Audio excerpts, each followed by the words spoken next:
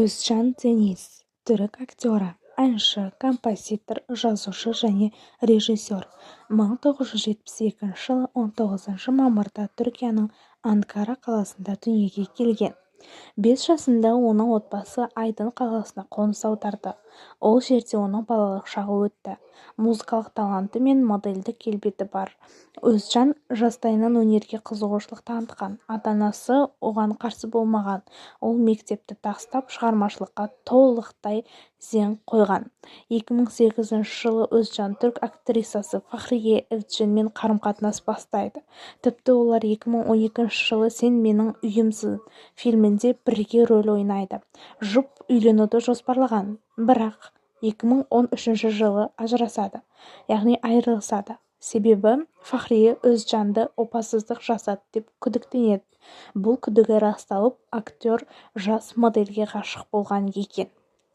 2023 жылдың қаңтарында Өзжан ирандық дизайнер Самар Дадгарға үйленеді. Ол өзінен 22 жас кіші болған.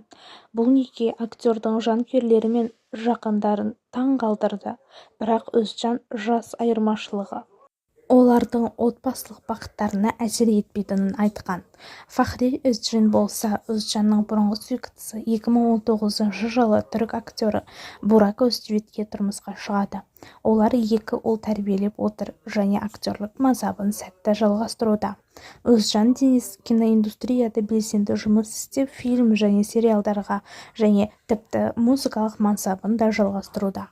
Елге танымал актер Самар Дадгармен қарым-қатынас құрмай тұрып, 2018 жылдың наурызында Өзжан Фейза Актанға үйленеді. Ол Фейза, яғни актерден 20 жас кіші еді.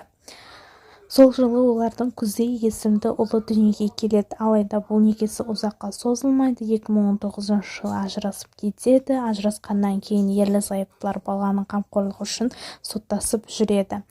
Самар Дадгармен қарым-қатынасы Фейза Актанмен ажырасқаннан кейін көп уақыт жүрген жоқ, яғни 2023 жылдың қаңтарында ол ирандық дизайнер Самар Дадгармен неке құрады. Самар актерден 22 жас кіші. Жалпы Өзжан Дениз туралы ақпарат осы. Арнаға тіркеліп лайк басуды ұмытпаңыз. Келесіде қай актер туралы ақпарат алғыңыз келеді, комментарий бөліміне жазып кетсеңіз болады.